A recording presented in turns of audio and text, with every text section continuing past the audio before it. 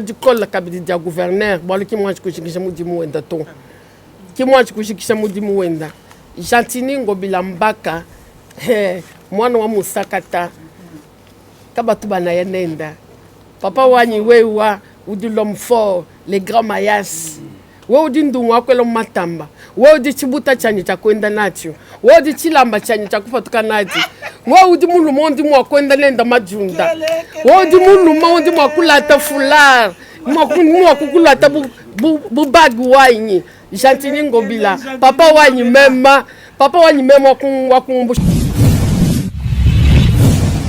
Bundu bantu bavu banseka binde candidat candidat député oh papa wanyi mema wakusoma lenda mudindo akwikila lenda dida dilolo papa wanyi mema wakwende lenda ditunku wakushe lenda masha oh Jantini wanyi mema papa wanyi mema de mukwela tosa kila bunye papa Jantini papa Jantini wadi mema nzamja kulamba simba libenesco simba zetete go bukana ACP viva ACP viva ACP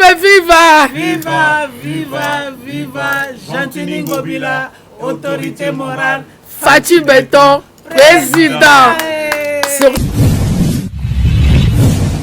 Hotel Club Center Luanda, o sítio certo para se hospedar e realizar eventos. Tem para si serviços de hospedaria com suítes VIPs, bar e salão de festas. Localização Via Expressa Benfica, por detrás do condomínio Boa Vida. Contatos 935 49 62 86, 923 71 72 15, 933 86 69 35, 923 97 63 40. Hotel Club Center Luanda, conforto, privacidade e bem-estar. Bana monde entier, bana États-Unis, bana Asie, bana Europe, maintenant s'abonnez-vous na Arche de Noé chez Teddy Mola. Et l'ingoloba aux lions, aux léopards, aux nyamanios aux sportifs, aux musiciens, aux comédiens, aux pasteurs. Arche de Noé. Le micro Arche de Noé Teddy Mola né. Et l'ingoloba zo qui pète na banditi, na bafuba kota sama benga bango. Tokuta na kata Arche de Noé et pour na mutute et tout na mutute. Teddy Mola, Arche de Noé. Teddy Mola, l'excellence. Teddy Mola, le faire savoir. Au moins, il est bon, mais il paiement. Maintenant, Maouiba.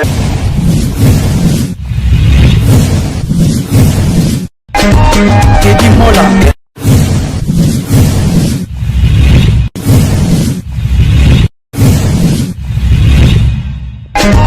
Teddy Mola.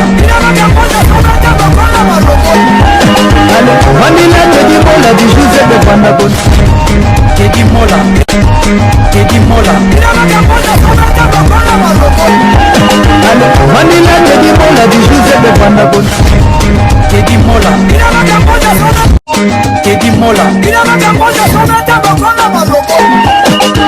Vanilla Teddy Mola du José de Panabon. Moto na so na rabiso na Teddy Mola TV tozana pona bino. Merci na bando koto ba soutenir nga na babondeli ko partager mission merci na bino. Grâce na bino Teddy Mola mokili mobimba. Bomoni cadre to ali tozana ba maman na biso ba papa na biso awa baza ba membre à ACP za Alliance des Congolaises ya progressiste eza ya gouverneur Jantini Ngobila depuis kin na pesembote o eza ba membre ne ba na Paris baza na makambo ebele ya koloba yango ba benga obi Teddy fo to leka na Teddy Mola TV to solola bobi ke Teddy Mola TV e yambaka batu nyos sans parti pris yango nazana bango na moni de gauche à droite to na mama na biso Oasis na mpanzi na ngasu na moni papa na biso Blaise Bakeala baza ba membre na kati ACP yango na solo na bango na bide na banana nani honneur à la dame. Voilà, merci. Boni Oasis beauté naturelle. Bonjour Teddy Mola. Émission ya bilanga okoloba chiluba okoloba lingala okoloba français. Na pesi na batunyo sombote. Na komisi nzambe oya komisi biso lelo awa abateli biso papesi biso makasi poto kutana lelo na kutana bande konanga. Na komisi nanu na pesi merci. Et na pesi mbote na autorité morale na biso sikaza na kisasa. Teddy Mola na yope. Merci. La présence na yo na sepeli nango. Merci. Merci ngalobi ACP en sigle ou signifiant sur l'accès pour notre Hollande biso. Na biso ngana prononcer bien. ACP est un mouvement progressiste pour le mouvement provenance congolaise, l'Alliance congolaise. Voilà. Donc ils allaient en sigle en fait. En gros, tokata toi Bréja tocha ACP. Et ça parti politique, il y a monsieur le gouverneur Gentini Ngobila Mbaka. Ça fait combien d'années? 1 an jour pour jour, 1 an et quelques mois. Ah, na Paris ou dans l'ensemble? Dans l'ensemble. Donc les banana Kinshasa, mbalamo ya pika na mbula moko. Oui. Yuzana na kati. Ngalaza cadre. J'ai dans un côté à service, la branche à service en genre et famille. Et là, je suis candidate à la députation nationale dans Ndjili, dans la circonscription il y a Tchang. C'est vrai? Oui. Merci beaucoup Ozongilao. Merci. Et Papa Blaise Boni. Ça on te kaka yo. Na sepeli comment on a yo? Après la CP Limba Liboso, j'espère qu'il y aura une suite. Voilà. Merci. Na sepeli quand échappe ya nini? Échappe est à ACP. Les opérations honneur, nous sommes là, comme ça, pour représenter ACP de toutes les manières possibles. Dans la République française.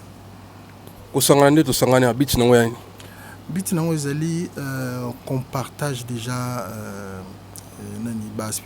l'aspiration à ACP. Et puis, tout ça message. Message, il y a paix. Message aussi, il y a défense, il y a cohésion. Et puis, message de façon générale pour nous défendre le mouvement Nabiso, ACP, Alliance des Congolais progressistes. Vous avez combien de membres? Oh, on a déjà dépassé le million. Oh, c'est vrai? Oh oui. Voilà, de par le monde, on a déjà dépassé le million. À Kinshasa, on a fait une marée humaine dans le mois de mai, fin mai 2022 plutôt. Et puis, à Kisangani, bon, on a encore fait une marée humaine. Donc, tel que c'est parti. Aujourd'hui, ACP a parti à la performance. Tout le monde a parti mon côté où il remplir Kamagnola. Le stade de martyrs, on a rempli ça. J'étais présent, c'est historique, c'est mémorable. Et on est allé à Kisangani. On n'a pas occupé un stade, mais on a occupé une place. On l'a rempli. Je pense qu'on n'est que dans des performances. Quand on regarde aussi les actions de notre autorité morale, donc Gentini Ngobila Mbaka, il n'y a que des performances parce que dans la ville de Kinshasa, il n'y a pas eu un seul gouverneur qui a fait ce que Gentini Ngobila a fait. Il y a des couacs, mais on ne peut pas réussir tout dans un espace de 4-5 ans, même pas 5 ans. Donc c'est vraiment une performance. Et moi je conclurai que ACP et Gentini Ngobila, il n'y a que de la performance. Gouva Sali non parti politique on a idée nini so Rosa na idée Gouva Sali parti politique Oyo pour réunir toutes les personnes épris de justice, épris des aspirations, les mêmes aspirations que lui, c'est-à-dire que le progressisme, qu'on se réunisse, qu'on travaille pour le bien-être du Congolais. Le Congolais en futur. Mais le terrain maintenant d'action, c'est la ville de Kinshasa. Quand on regarde les actions de notre gouverneur, on se dit, mais qui est cet homme? Parce que dans l'histoire de la République démocratique du Congo, on n'a jamais vu quelqu'un faire ce que le gouverneur Gentini Ngobila a fait jusqu'à maintenant. Et pourvu que ça dure, qu'on lui laisse le temps de faire ce qu'il a à faire, n'oublions pas que cet homme a travaillé dans une société de service. Cet homme a été patron d'une société de service. La société de sécurité, c'est le service. Contrairement à d'autres politiciens, Gentini Ngobila Mbaka, c'est quelqu'un qui connaît le service. Il est au service de ses administrés, donc les Kinois. Et quand on regarde ses actions, dans le monde informatique, on parle de qualité de service. Les gens qui connaissent l'informatique savent que c'est QoS, Quality of Service. Et Gentini Ngobila aujourd'hui, moi je peux dire en tant que quelqu'un qui connaît ce monde-là, je peux dire qu'il défend bien la qualité de ses services, il est au service de ses administrés, donc Bakino.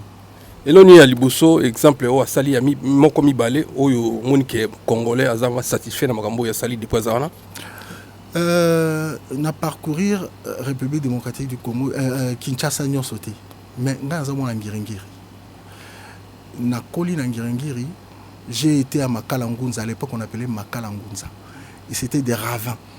Aujourd'hui quand on regarde l'avenue Elengesa, j'ai eu la chance de recevoir de la ville de Kinshasa une clé USB et dans cette clé j'ai vu les réalisations de notre autorité morale Gentini Ngobila.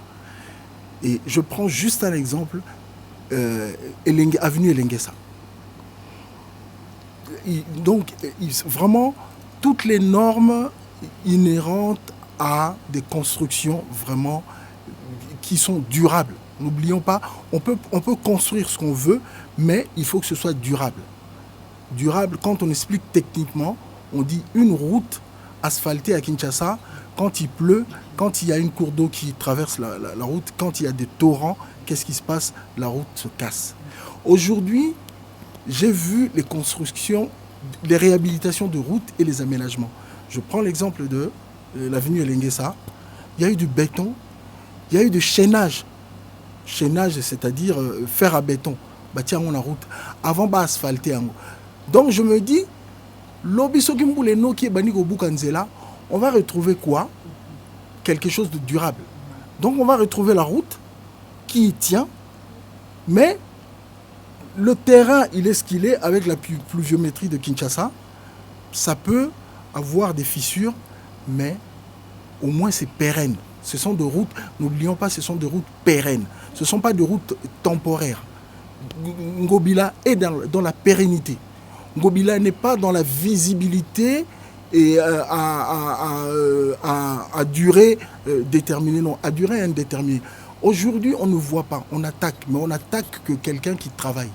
Quelqu'un qui reste chez lui, qui est en inertie, on ne l'attaque pas. Qu'on comprenne vraiment que Elengesa, c'est un fleuron aujourd'hui dans la ville de Kinshasa. Pont Bongolo, c'est un fleuron dans la ville de Kinshasa. Je suis moi dans Ngiringiri, allez visiter Ngiringiri, vous allez voir toutes les grandes artères presque maintenant sont asphaltées.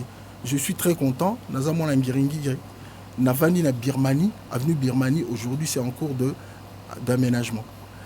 On voit aussi les raccourcis.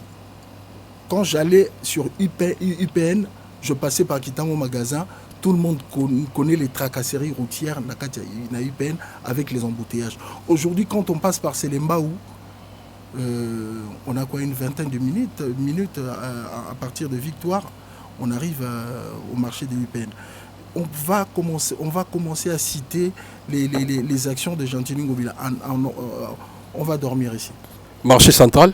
Marché central, c'est en cours, c'est sorti de la terre. Ça fait combien d'années maman va débrouiller ça fait combien d'années marché tellement? Ah justement, tant que maman mais qu'est-ce qu'il a fait Gentini Ngobila avant de construire? Il y a eu des petits marchés qui ont été construits, il y a eu répartition des places. Il a donné des places, c'est pas question de matière. Ozala est pris des mêmes aspirations que Mutu Yozolanda. Quand on parlait de guide Mobutu, qu'est-ce qui se passait? Le guide Mobutu, quand il parlait, qu'est-ce qui a découlé? L'Institut Makanda Kabobi, où on a vu des intellectuels qui parlaient de Mobutu, qui parlaient de ce qu'il a dit. On les dissèque, on trouve des idées pour en sortir quelque chose. C'est ça qu'on appelait la doctrine moboutisme. Et il y a du ngobilisme. En moi, il y a du ngobilisme. Mais qu'est-ce que je peux dire? Soki Naza est pris la même aspiration qu'il était. Je n'aurais pas de matière. Vous avez convaincu dans ça. Mais conviction, c'est dans le travail. Moi, je suis quelqu'un qui travaille. Tout ça, on a un poteau. On travaille. On produit quelque chose. Lobby ozaki manœuvre, lobby ozaki maçon, moni brique et vendiwana, lobby mati. Les lots moni ango lobby mati dans une semaine mati. C'est ce que Gentini Ngobila est en train de faire. Gentini Ngobila Mbaka est en train de faire dans la ville de Kinshasa. 24 mois va fonctionner à toutes les villes impayées. Alors, moi je vais te dire un truc. Nous sommes ACP. Aucun de nous qui est là ne travaille dans la ville de Kinshasa. De la même manière, Moutoumou a tout na tozaki na conférence moko awa. Alors il a tozo zo ba passeporté. Mais qu'est-ce que ACP a à voir avec les passeports? Qu'est-ce que ACP a à voir avec la ville de Kinshasa? Rien. Donc, tout ce que tu apprends sur la ville de Kinshasa, moi, j'ai peut-être l'opportunité de voir, de côtoyer les gens qui travaillent avec Gentilly Ngobila parce qu'ils font partie de ACP. Je peux avoir des informations, mais je ne peux pas te rassurer, te confirmer ou infirmer sur des allégations ou des assertions, que ce soit véridique ou pas. Que 24 mois, je suis un Quinois, je suis un Congolais.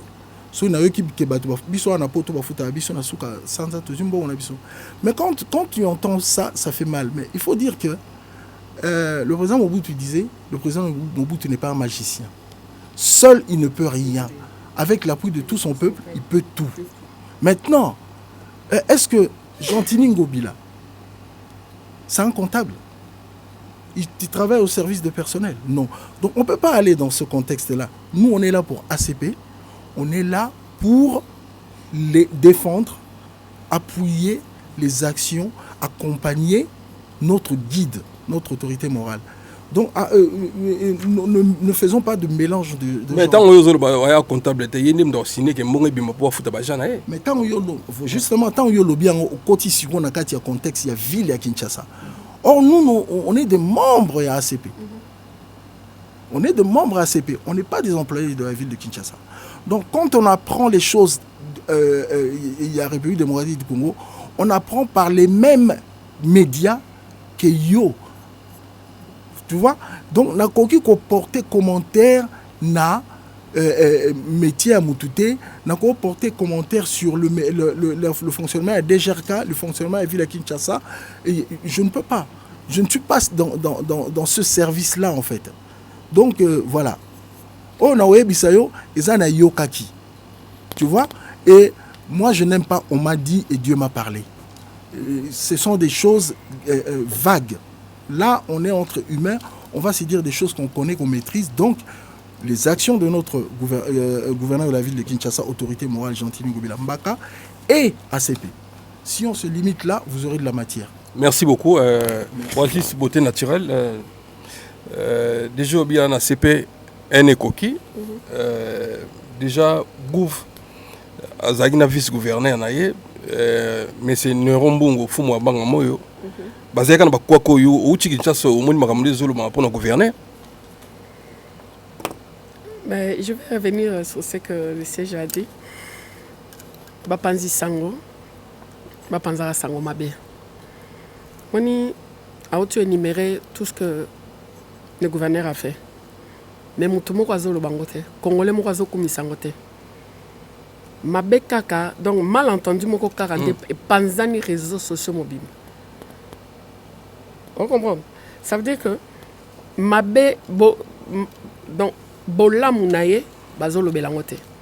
Mabe, Nde Keli Boso. Ngai Narolubaka Ake. Sur ces terres, je suis ensemble des Alara. Bateau Bazoloba. Babo Sanate.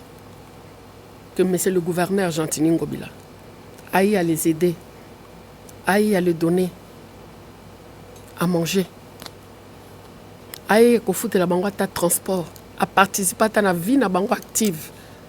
Il a quand même mis une pierre dans l'édifice na misa na bango. Mais les lots ceux qui ba komi koloba mabe nae ndenge moko alobaki balobaka batushaka Ngobila na mabete basimbaka pe bana Ngobila te yango te kolobela Neurombungu soki azana ba preuve alakisa. Mais ça y est monté tout le monde est sous mais pasteur Godin Poyi donc tout le monde est sous ah j'ai coco là c'est trop. Omoni nanyo soana nakoloba ka eloko moko ya malamu bazoloba te ya mabende bakoloba neti tout à l'heure nazo na utiki natiki makamba fleur anini. Oh, le goût va dire sur le tribalisme, oh, boye, balouba et tout. Mais balouba, ils ont comme voiture, ils ont écolo. Notre président, Excellence,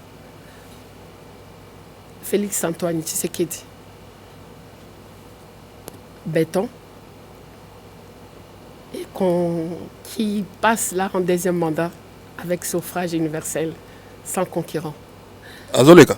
Ah oui, Azoleka Nanko. Aoleka. Azoleka. Alobaki, il est le président de tous les Congolais. Aza président Moutete Late, Aza président ya Moussoïlité, Aza président ya Moukongote, Mongote, Aza président ya Ekolo Mounyoso. Ça veut dire Aza papa Nabiso. Alors, Batika, Kobanda ko utiliser Moana, que le gouverneur a dit, Balouba. Non, c'est pas bon. Il faut vraiment tout tika koloba bongo. Et comme il est là, moyen de chantage moroboye. Le gouverneur a l'obaki. Balouba. Non. Toza bana tata moko, maman moko. Papa Nabiso, c'est Félix Antoine Tshilombo Tshisekedi. Maman Nabiso, c'est la très distinguée Madame Tshisekedi, Denise Nyakero. Oui, que total Nabiso va commencer à oasis comme flatterie. Non, mais ce qui n'a commis si mon konzi n'a ngate, n'a commis ça nani. So na beteli maman Nabiso maboko te na betela nani. Oui. J'ai dit la très très distinguée. Voilà. Donc maman Nabiso, papa Nabiso bangwana. Donc na kanisi à partir à lelo likamwana et aussi là. Toza bana tata moko maman moko mobuta lobaki ekolo moko, papa moko, maman bo moko. Gouverneur fils ne ba bongisi. Baza na problème te. Et monsieur Wouté Roleka lobaki ya na problème te. À ça qu'on a sango mokonzi. Na marché. Alors bien ça na problème na je cocote. Je connais dans nos loba. Mais Gouvia lobaki a lobby boy que azana problème na je cocote le vice na azana problème na vice na été azana problème na godin poite. Yo za mona poto ndo okenda Kinshasa o mona vraiment propriétaire ville eza vraiment ndenge sengeli zala vraiment franc oza mama bazo talo na TV zala vraiment franc. Na seka batu mingi baloba ke le gouverneur ne travaille pas. Na oseka. Qui ne peut pas tuer na seka mingi bato bazo ba ke Fachi ne travaille pas. Na seka. Au moins avant le balikamou, il faut être sur le terrain pour Oloba. Moi j'étais à Kini, je viens là à peine de rentrer. Namoni au Sejautu ko yimnimerei. Avenue Bongolo, j'ai marché à pied. Na Tambolaki, na avenue Bongolo. Na komaki na Victoire. Qui ne peut pas? Oui. Na koti pe na j'ai à francophonie na ouverture j'y étais. Na kenei na 20 mai na fandi na lobi non na na kisasa te. Oza. Ah, na zaki na kisasa te? Oza ki yopi. O mena zaki na France. Kisasa ko France. Oh. Oyebi que o influencer ba total ka. Nazo loba parce que j'étais na déjà francophonie, j'ai na tambolaki na kenei ti na 20 mai. 20 mai oyo tozako mona te di mola. Eza sauver moto mona kite. Bozo mona on a bililite. 20 mai changer ma casse. Musala ezo salama. Musala ezo salama. Merci beaucoup Tozongilo. Merci Eza Oasis beauté naturelle ya ba oloba. Tozo bandi comme souvent na sima, tozo papa na Serge Kabangu. Il donne fois 3, il y a un gêné na poto awa. Donc Musala kitoko, mais le to na cadre mo a comme politicien, to tourner na boni ingénieur. Bon Mala Moutedi Mola TV. Toujours comme Penamer. Toujours donc tant que aux hommes na mobali moko ya makasi oya s'épanouir bien yebaka na mopanzi na ye moi si amala mwazali donc il faut azalaka wana. Merci beaucoup. Batuon so bayibi on a Kinshasa et à Paris aux ingénieurs moi monene na mboko mais awa na parti politique aux anani na ACP. Na ACP naza au cadre na ACP pe nazali représentant ya mobilisation na parti na biso ACP France, la Fédération France et nos accordons. Donc c'est ça. Ça fait combien d'années? Nga na bandi masolo ma cordon tingam na bandi masolo ACP na France ngai na bandamu. Na yena ngo ko banda malongi. Ko pesa sango boyo kalikamo moko boyo ezali ACP. Ngam mbula ACP sala mbulo yo sali. Oui. Ils en a une année. Ouais, ils en a une année, quelques mois, donc Ngamba Zaki délégué Moutaliboso Oyo autorité morale Gentilingo Bilambaka a ça qui confiance Makasi alobi camarade Kende lokolo lingi osala musala ozana confiance na nyoso yango na yaki na bandaki malongi pona ACP bandaki ti et comme structuré les lots tous en a ba président on a ba vice président tous en a ba président ligue bani makambe bele makambe vanda sikoyo donc mutu na branche na ye musala ezokende pe ba postila bazali makam kitoko. ACP a combien de branches? Bon nakolo baboye ba branche za mo ebele et cause ata donc vraiment tout ça là organigramme za munene na organigramme wana toza à peu près 50 personnes organigramme pour makambezeli ebele ya kosala na kati ya organigramme wana bato ya sécurité bazali do makambezeli ebele otosalaka eza gouvernement nde na biso kaka na mokuse gouvernement. Merci beaucoup makambo nyonso elobama mpona gouverneur na biso Gentil Ngobila yozo juge on ndenge nini ngala na esengo nango trop po aboa kaka libanga na manga eteli mabe baolobela oui bakoloba fo baloba kaka mabe po ngana donc omoni ke yaza job na bible satake na otambola amoni nga arrêté kaka ye kaka tala biloko aza nango po force Ngobila égale popularité, Ngobila égale intègre, Ngobila égale force lumière. Donc Ngobila aza eloko mususu donc kozala na Ngobila ezo déranger. Donc force déjà tolakisa yango na sortie officielle na biso na stade de Martyrs le 28 mai 2022. Tolakisa force wana parti politique union surtout tout la mouissa zaza. Ba bagina ba programme na stade de Martyrs ba longola ba programme. Même ti au stade na Kitambo Vélodrome wana ba longola. Toto sala sous une année to betiso ya makasi na Kisangani. Yango monike e boti ba biloko wana. Mais tata mokonzi ya ekolo fachi béton azana confiance à makasi ya autorité morale na biso Gentil Ngobila Mbaka au parti politique e banana maboko na ye na makolo na ye. Donc kimia tozali bien tolanda bango te job azaka job ba omona kaka ke makambo yo ekobima ba fruit siko ekobotama. So mutalinga kota na ACP est-ce que place yali to bo clôturer déjà?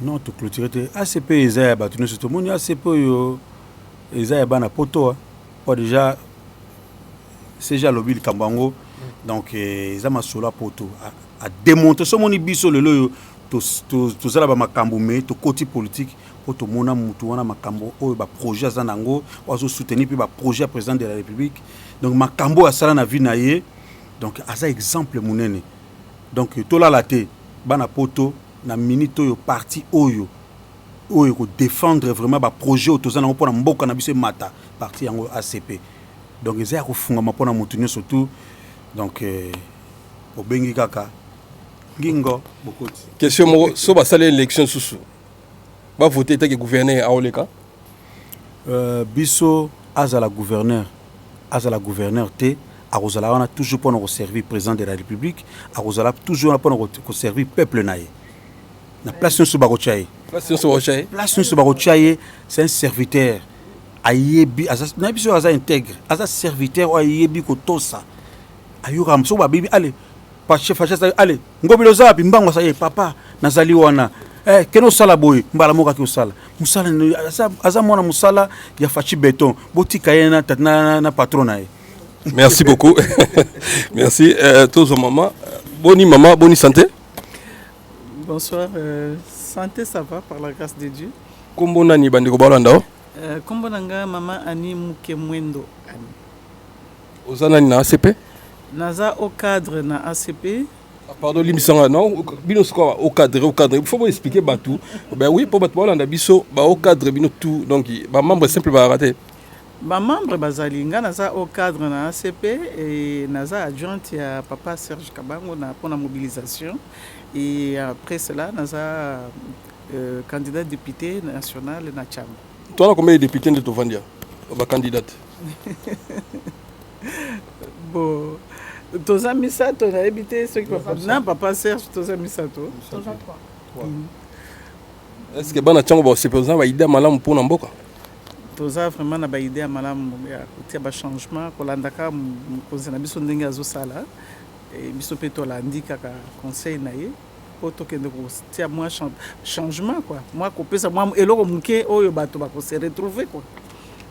Merci. Moi message na monoko nyonso mboko yoyebi pona bato bolanda biso pe na ezaka bato lingala te bato français te za pe na ba dialecte na biso o mboka o ekolo na yo na yebi ekolo ntema pe ça moi message.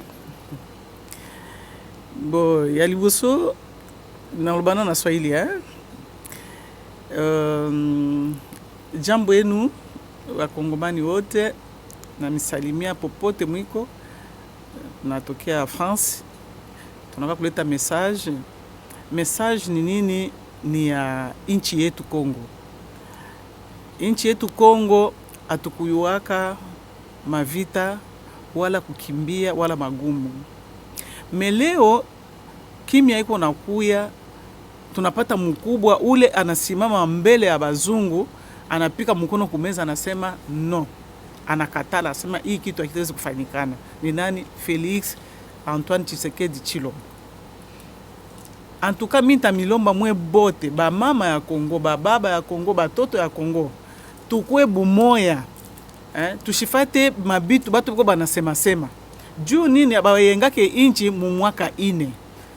Njoo mina milomba mumupatie tena mkubwa wa inchi bahati ile ya kufanya tena manda yake ya 2023 mumuchakule. Juu ya nini? Sababu atafanya mabitu mingi. One leo hii anatoka mkuinogire kumalu kubayenge maizine. Banduku, eske mko na imagine ile maizine teleta makazi na makuluna itaisha mukongo mutakuwa tena kuluna parce que ba garçon bote bale ba kuluner batapata makazi. Ata ukusoma atapata ta kazi ya kunyangulaka ya brike, kunyangula saki ya sima, beko na mlipa franga yake.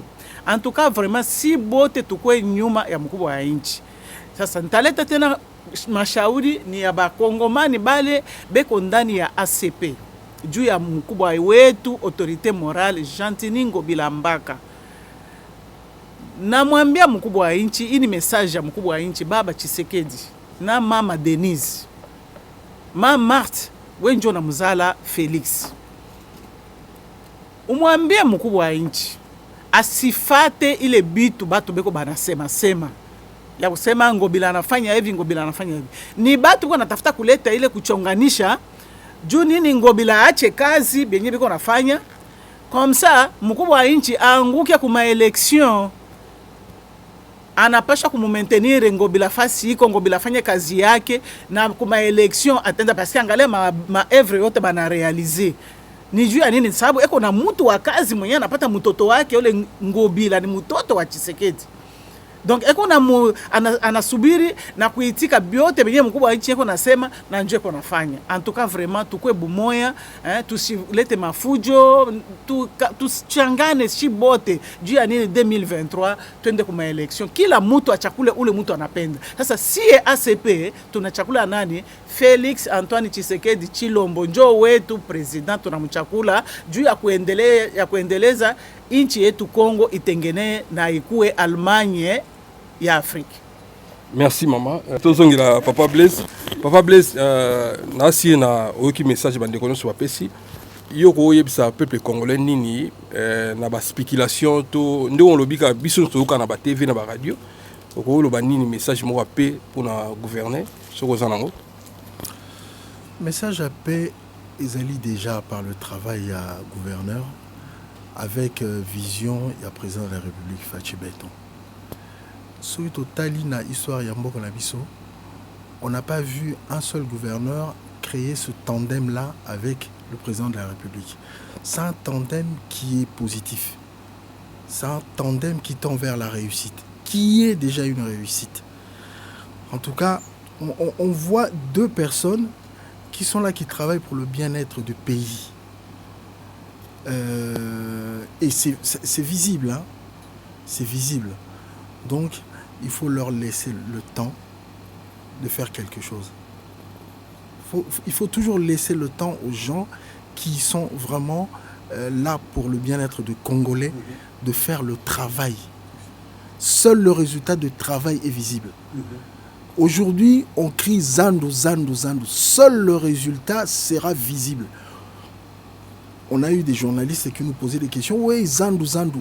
On n'arrivait même pas à répondre parce que tout ça, on a un niveau d'excavation. C'est-à-dire que, nous béton au Ezala qui a Zandu Akala. les gens criaient qu'on ne voyait rien. Et où met où met Oui, mais dans le billet, papa. Aux ans, moi aussi. Bisoba mbel to lobaka. Oh non, où met là, na lingi mbala mo ndimi ko mo facile. Or, il y a pas linga qui. Il y a des femmes, tu peux mettre un an. Tu vas te fatiguer. Ngobila et Fati sont comme les femmes des Congolais. On peut inverser aussi. Les Congolais et les Congolaises sont comme les femmes de Ngobila et Fati. Même si ce n'est pas le cas. Il y a des caprices, il y a peuple Aningi, tout et tout de suite. Le Congolais doit apprendre, ça c'est un grand message, le Congolais doit apprendre à être patient et à comprendre ce qu'on appelle le long terme. Tovani Namboka Oyo, les routes se construisent en France, mais Toyaki Toya route à Banzela ils ont changé. Et il y a des projets qui sont aujourd'hui qui seront réalisés peut-être dans 20 ans.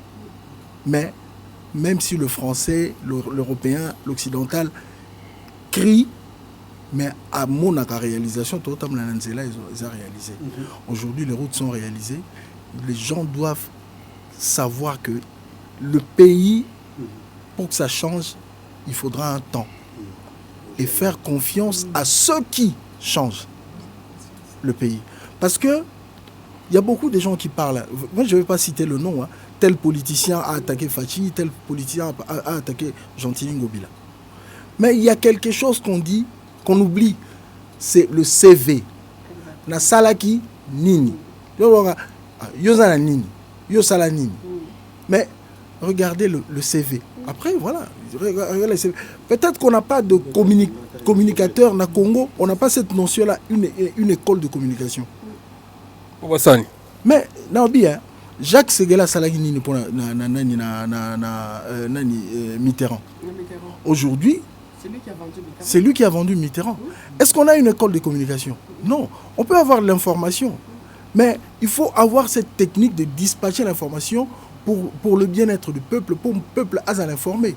Si on n'arrive pas à informer le peuple par les actions du président de la République, ni les actions de Gentilin Ngobila, notre autorité morale, donc le gouverneur de la ville de Kinshasa, on ne saura rien.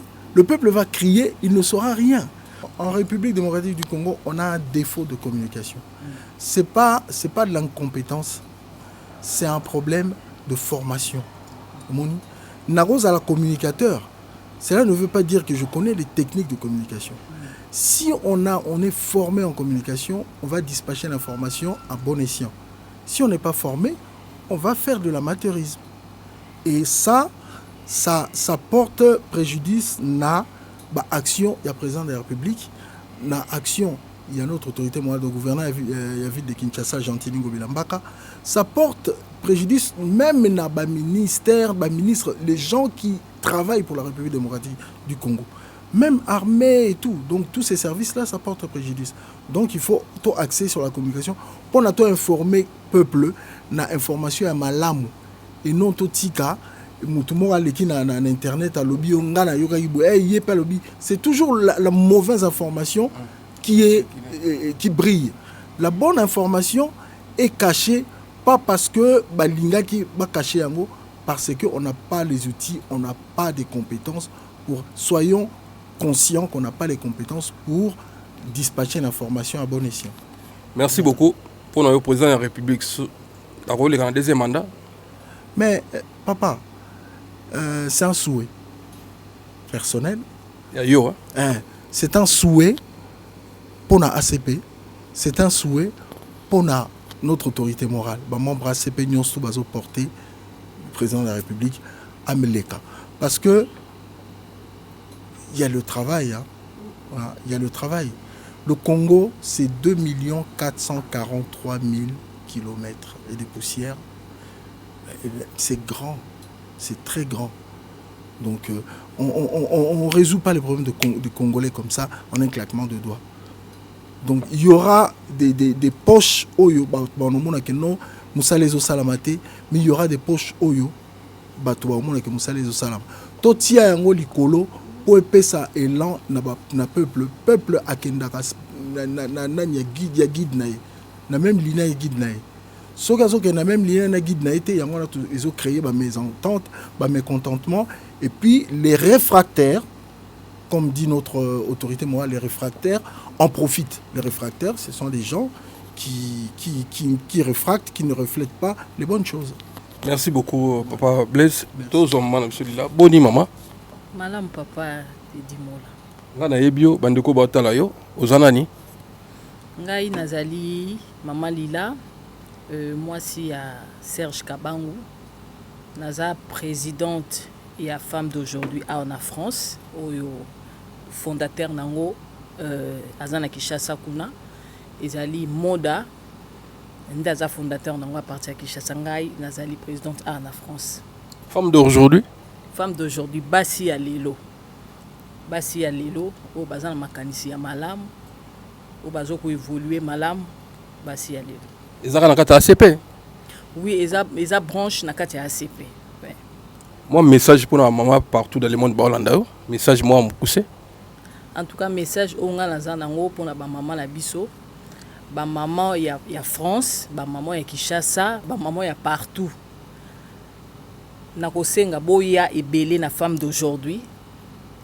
Makanisi ya malam otoza nango parce que basi ya lelo bazala makanisi ya malam ezalo kwa ba maman na biso ya kala tende ezalaki bakofanda bazozilaka ba papa baya ko soutenir bango mais oya lelo oyo basi toza ko telema vraiment pour ko bunda pe ko bunda pona mboka ti na ba parti politique basi bazali ti na ba sénat basi bazali tozo kota partout donc basi ya lelo o basi ya makasi nde yangwana ba femme d'aujourd'hui nazo benga bandeko nyonso boya o alingi kokota na kati ya femme d'aujourd'hui boya bo benga biso tozali tokoyamba bino. Merci beaucoup, en tout cas merci. Tous en cadre kitoko cadre ya Serge Kabango. Awa soko ya li studio ya li basala ba fete ya li donc ayamba batu kitoko restaurant na biso bezali awa soko ya olia na komela kitoko to cadre moya kitoko pour ça s'il te plaît. Adresse ezali na ville ya Aubervilliers 2 rue du Pilier, 93 300. Merci beaucoup. Tolito qui est au chité na biso, tozwa maman Oasis. Donc Oasis question na tuni papa Blaise. Donc président Fati. Donc pour le deuxième mandat à Roleka. Je lui dis oui. Oui. Nako revenir na Bakisamuke. Na Balobaki. Balobaki tout le monde a été. Toyoki, balobaki ya boma mabala. Mais ce que totuni on a yokaki, oyokaki pa ya nani. Aboma pe mabala. Donc faut totika ba spéculation. Formation ezalike. Tout ce que le chef de l'État fait, tout le monde a noté. Donc il n'y a pas vraiment d'information. Na ebité bato baza autour à chef, vraiment balimbisanga. Mais ngai personnellement nous avons une utilité dans la place. Bateau, chef ministère, tout staff. D'un côté formation, informer le peuple, communication, et ça mon boulot. Dans la communication, chef, ça la tête. Et ça nul. Communication, chef, ça la tête. Pour œuvre au président à Sali, na wazo sala, bazo lo belangote. Auto que na Chine, ba ibisité bisote à Kesani. A des vacances? Non, il a été pour travailler. Ba memel bisonine. Pas informer le peuple. Donc le peuple congolais n'est pas informé pour ce que le président fait pour eux. Tout comme ce que notre gouverneur fait. Personne n'est là pour informer le peuple. De dire, monsieur le gouverneur, c'est ailleurs en France, mais il vient faire quoi? Il vient en vacances? Dans Ibiza? Non, il vient travailler. Pour Nakolobake, le gouverneur, M. Gentini Ngobila Mbaka, les grands mayas, n'est pas tombé dans la soupe du chef de la République. Non. Ce qui a commis Kuna, le président monaki CV naïe, a monaki capacité naïe, né à confier mon salaire à gouverneur. Pour place, il y a un peu de ramoutounio sauté. Quand tu as mandat à Kuna? Oh, ils ont le premier mandat à Bandaï déjà, si je ne me trompe pas. Il y a un attend Kabila? Non, on attend Kabila Zakite. Nathan Kabila Zaki? Nathan Kabila Zalaki, mais il y a gouverneur. C'est Nathan ou Yafachi, a commis gouverneur. Gouverneur na Yumbi. Nathan ou ya Kabila. Bon, c'est ça. Donc, Moi, je parle de maintenant. Ouais, Il y a Kilelo, ne maman, il a Ocholoba. Tozo le bela Kilelo. 2023. Vas-y, Le passé, c'est le cas qui. Ngalazo bela Kilelo. Avec Fati Béton. Moukwantombolo. L'homme aux 4 cerveaux. Donc, Fati Azaso Rozo Solana et Aebini Nolingo, la réponse Nini Yarope Saoumalamoko. L'homme aux 4 cerveaux. Malgré qu'il est béton, mais c'est un PC comme l'homme aux 4, le président aux 4 cerveaux. Et na rolo babo e bolobi on a sali diale lo bo asko diale lo so na sali le suko Fati Béton mu kwantombolo mo wa mai président wetu we udimulele la mvita ko na mulele la bidia mamu Marthe lela wakalela chamunda cheba Fati Béton wetu papa wetu nzambi kala neba deuxième mandat udupita sans concurrent convoi bantuto kaba noeli songa kaji ni mwana weba wewa udimu forme udimu enza Jantini Ngobila we utu chef utumva machabidi toni lelo kwena moi je kwamba na shabu album to tudi basanka bya bunyi bwalu ju batangila useka bwalu dimu manya mutu mudimu ela udu wenza mudimu bu Jantini Ngobila kena kuto papa.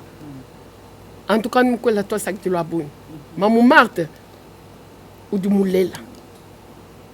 Nous sommes tous les lela, wakalela nchamunda cheba. Moi, chika wetu. Moi, chikunda. La première dame la distinguée. Ah, maman wanye. Chena mumanye jitu kutina kumona. Nakukwela no mai kumakasa. Nakuambila no to asagiti la babuni.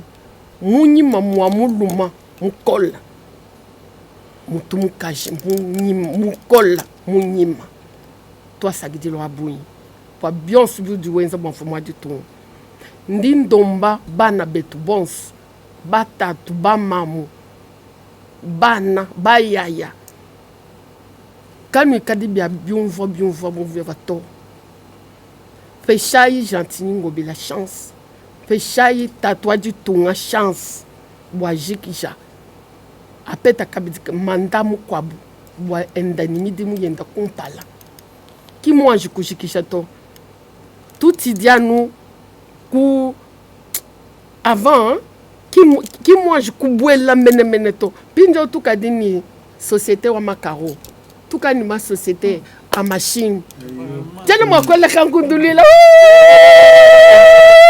Fati Béton, fumoji tunga. Imana tukwele na banda. Wewe fumwene. Binga na yilwa mudi tunga jenu. Nwenza mudimu. Badi basa kwenza commerce. Badi basa kubwela mu politique. Mama Denise wakelambila. Fati wakelambila mu Londres. Même en vous qu'on vous convoie. C'est pourquoi na kufinga na kwetu. Kwetu kundela na shaba kwa nyanzala. Na kufinga na kwetu na kula kupostile. Na kubwela ndimu sanka bya bunyi ndimu lomba andi kulomba ikala ni muntu weba gouverneur weba udu wenza mudimu mu vision weba bidi wewe wenza ulomba mudiye wenza babu bamba ni no udu postile udu wenza udu no ulelela bya mafi bia mafi mutu yonsu tuneba bimpa batu basanu belakela bwa wewe ni Jantini kanu ikadi kabilito ACP viva viva ACP viva Viva ACP viva viva viva viva Jantini Ngobila autorité morale Fati Béton président deuxième mandat sans concurrent.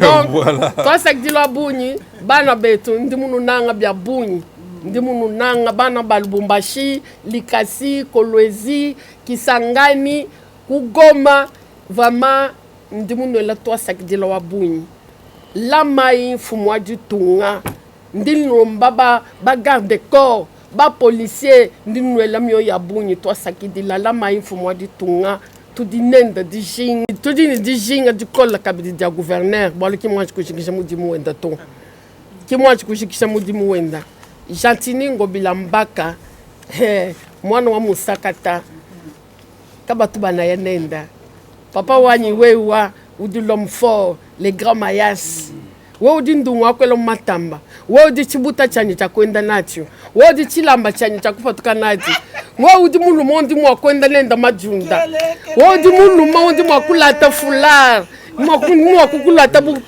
bu bag wanyi Jantini Ngobila papa wanyi mema wakumbusha bundu bantu bavu banseka binde un candidat candidat député oh papa wanyi mema wakusoma lenda mudinda kwikila lenda dida dilolo papa wanyi mema wakwende lenda ditunku wakuje lenda masha oh Jantini wanyi mema papa wanyi mema de mukwela tosa de la boye papa Jantini papa Jantini wadi mema nzamja kulamba simba libenesco simba setete go bukana ACP viva ACP viva ACP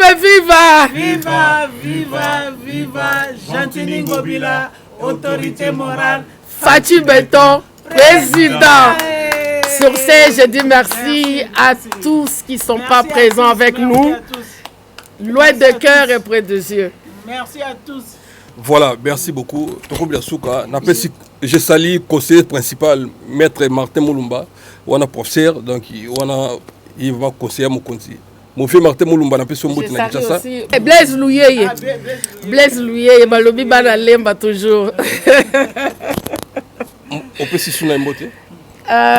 Napesi mbote na bana nanga parce qu'ils m'ont fait confiance. Ils m'ont dit maman vas-y. Et napesi mbote lisusu na ba oyanga les amis d'Oasis. Et napesi mbote lisusu na Annie, ma suppléante, Bagode, équipe nanga mobimba, base nanga mobimba nyonso napesi bino mbote mama bino nyonso tu na lingi bino. En tout cas, Nzamba Zala Bino, Toto Koutana Kalamingite, et n'a pas si peu mbote na président mon front, Azana Bissote, mais Kalamingite Boromonae, Azan en vacances. Merci beaucoup. Papa Blaise Mbote. Na pesi mbote d'abord na président na biso Azokumba biso na kata France, président mon front Mongai. Na pesi mbote na ba VP nyonso, otozana bango lisanga. Na pesi mbote na ba membre nyonso ya ACP France to bunda to kotisa bato na kati ya ACP tozala ebele etumbeza monene totelemisa ACP mais surtout 3B to continuer nango ezala bo boto bo moko bo ndeko et non to komisa yango te bomangana bomauto bomana non ce qu'on a 3B te 3B zali boboto bomoko bondeko mais to éviter et comme bomanga na bomayo to bomana. Merci le message. Voilà. Une grande salutation à Tozo Bossana, quelqu'un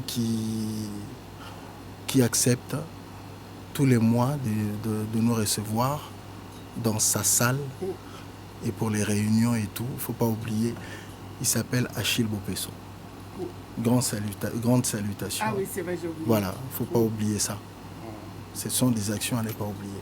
Merci beaucoup. Je rajoute aussi, je salue Achille Bopesso. Donc, mes salutations et merci pour tout. À suivre. Maman Wambote. Oui, Bambote na pesi da membre nyonso ya ACP ya Congo Mobimba. Na pesi mbote na mokonzi na biso, autorité morale, Jantini Ngobila Mbaka, avec toute son équipe. Bawe Bazo Sungaye, sans oublier Blaise Louyeye, Maître Kabouya, et Papa Charles Mbutamutu, il y a Maman Ketia Olangi. Vraiment, mbote na bato nyonso. Na pesi mbote na ba suppléant nangai Jean-Rémy Sangwa na Thérèse Béa. Na pesi mbote na Papa Sayo, na pesi mbote na Maman Sévérine et na Papa Jean Oyazo Kambabiso na Adipe. En tout cas, mbote na bato nyonso mbote sans oublier Blaise Louyeye. Merci beaucoup. napesi mbote mingi na son excellence Gentini Ngobila Mbaka, le gouvernement. Napesi bambote mingi et puis napesi mbote nanga na Modeste Mpeti oazali président ya femme d'aujourd'hui na Kinshasa, mbote mingi mbote na ba maman nyonso ya femme d'aujourd'hui na Kinshasa PA na France, femme d'aujourd'hui napesi bino mbote na bandeko nyonso ya ACP eza na Kinshasa partout dans le monde, napesi bango mbote mingi, nzamba pambola biso et vraiment to soutenir autorité morale na biso Gentini Ngobila Mbaka, to soutenir ye na ba prière, to soutenir ye na ba conseil ya malam, to soutenir ye vraiment na ba action nyonso zo sala, to zala wana pona ko soutenir, to za wana pona ko soutenir président de la République, to za simana yo papa Fachi et ACP Mobimba femme d'aujourd'hui Mobimba, to za simana yo papa Fachi et musala malam dio bozo betana Ngobila en tout cas tozo mon ami sale zo kende kitoko bo continuer kaka bongo en tout cas nyonso zo kende malam biso tozali à libanda ya mboka na France tozo mon ami sala ndenge zo sama na Congo en tout cas nzamba pambola bino tozo soutenir bino na ba prière et que Dieu vous bénisse. Ingénieur ouais lora ngana ko ba mbote belé na autorité morale monsieur Gentili Ngobila Mbaka donc Batubaka Moite, Serge Kabango na kati masolo ya parti eza makamba banda kala bao bayebi famille na biso famille Kabango donc to banda na Mobutu na Congo et comme Zaïre to Congo na kati ya Kabila obandani obandani to banda na politique donc ezate ke ba mona ba kamwake ozane hérité mokitano to za na politique bayebi que journaliste présidentielle madame Pauline Kabangu Chita les attentes nangai au papa nanga tikelaki libele donc eza famille na biso to banda na kamba politique ti lelo to zali kaka donc na kopesa ba mbote belé na bana nyonso tu ya Kasavubu les amis de Serge Kabangu ba mbote na bino naza koya makambo ezali toza koya Kasavubu molobe na bino le seul ngai muso azate yo za funa ouais na kende wa papa ne grandi na kende wapi déjà ngai elongi na ngai et c'était kama père de mère nenga mama wazi salobi père de ngai elongi na ngai déjà bazomo ngai c'était kama ko banda ko bandi na avenue Kasavubu ti na Sendwe papa na yebani tout donc au monde nenga zawana ki ba quartier na biso sur na 7 quartiers hein bayebi quartier o Katanga o Asosa o Onel natanga na Onel o kekuna na assez combattant na yebani quartier Salongo na yebani donc eza e ngai tina Kisterwa quand Kisterwa Onel yangwana ti bana binanga botelema bana binanga mutu na molobe na bino yo bayebi ngana sala musique na Emporio musique to betana to ki papillon soliste ngai accompagnateur le Fombo Drummer di Jonabas to ki to sa na biso na binisa Kasavubu na nenga osakana te donc Kasavubu ngai elongi na ngai eza ya elongi do ba papi tolas bazali ba via Dieu Salemba na pesa ngo ba mbote do ba li o to ba soutenir ngana ba notable nyon surtout ya Kasa ya KV donc na biso no kotona calme wa omeka amona makamuna na pesi message yo ya mbote na courage nazo vraiment ko encourager bana ya Tchango en tout cas vraiment ba député na bino ya ACP ba junior Nembalemba ba mama Ketia Olangi tozana ba mama Oasis Ana ngai nazali mama Mukemwendo Ana tozana ba comment on appelle maman Mireille Belembe tozana ba papa sur Zoom tozana bango ebele bana Tchango toza koya biso tolingi Tchango wana babenga yango Petit Suisse oui. Tchango Petit Suisse bilobalo batoboyi tolingi tokende na ba action bapolo ezoya maputa ezoya wana eza biloko ya mikolo moko mais il faut pona baoyo bakoya na makambo ya kotia changement Tchango ekoma Petit Suisse. Merci beaucoup. Tokomi na suka je voulais seulement dire que maman Oasis n'est pas tombée aussi comme ça par hasard dans la politique. Oh, il y a un héritage. Ah oui, c'est héritage de la famille. Mon père s'appelait Malakazambo Joseph. qui fut vraiment l'ami intime de Fanks, que leurs âmes reposent en paix. Ils ont commencé na partie à IDPS, les réserves na Bukama, si je me rappelle bien, na zone de Lingwala, de place papa nanga babandara na Fanks. Tina ndenge bakanga bango na 89. Donc c'est une longue histoire. Je suis venu répétuiter. Donc oyo papa nanga ya tikaki ndenge na bandiango. Papa nanga azana ya IDPS, mais tozaka bana papa moko maman moko. Donc voilà. Et ça te ko ya comme non. Il bandit déjà na famille, il bandit na papa nanga. Donc c'est ça que je voulais juste rajouter au fait. Voilà, merci beaucoup. Bana tchango bo voter maman na biso, ba ya na ba idée moi kitoko. Et puis na mbinza kuna na moni mettre tout ces sites bana lokonga bo voter, dada mushete ya Nathalie Bouela ko sangane ligi au Kabwana et puis Jacob Ali sur mon konzimbo tatro et puis docteur Philippe Yopembo Tenosiko Ali, la voix spéciale du chef son excellence Massamba Kinwani, connaît Daniel les conforts des frappes. Merci Yabinon de côté Dimola. Imbatable Touramboma, Tozana honorable la biso Serge Kabangu. Ils ont un côté mais toujours on peut déjà merci pour après ces paroles données à soutenir pour soutenir candidat na biso nyos to ACP ya Tchango. Chura ko pour azali vraiment pire petit à gouverneur. On a pire vient na ya Tongo. Alo bango de mission na mission bosala na ya lo bango. Wana vient na ya Tongo. Eza mabete eza vient na ye ata sana makamuna zo bunda pona mboka mais wana za vient na ye aiba idéologie ya vient na ye les grands mayas Jean-Tini Ngobila. Donc merci vraiment imbattable Tchuramboma donc soutien na yo vraiment bana Tchango boyo ki yango ke Tchuramboma za sima na bango donc bino ni sopi boza na sima ba candidat na biso ya ACP o bazoya pona polote bazoya pona liputa te bazoya pona t-shirt te bazoya pona ko changer makambo ba bibliothèque fo ekota na biso bino ko ba pôle emploi fo ezala ba sédic fo ezala ba retraite fo ezala to ba no surveiller to ko landela yango to ba no contrôler bango soki te ba seba ba kende gauche to sanctionner bango biso bato oyo to yete pona dialo le biso to ko lobande to yela bango bo tant.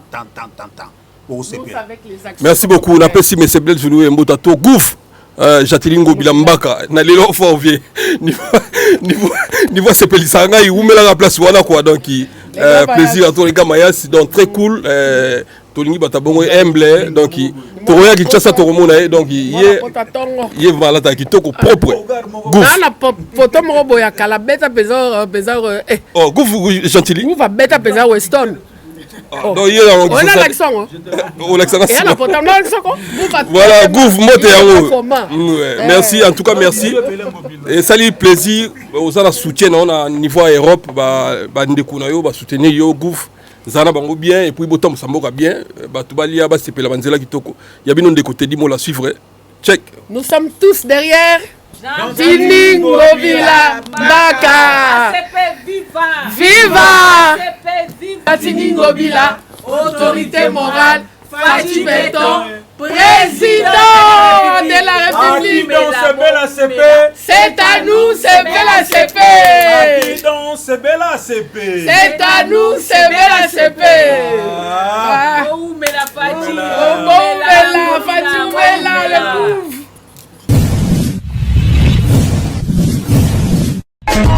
Teddy Mola.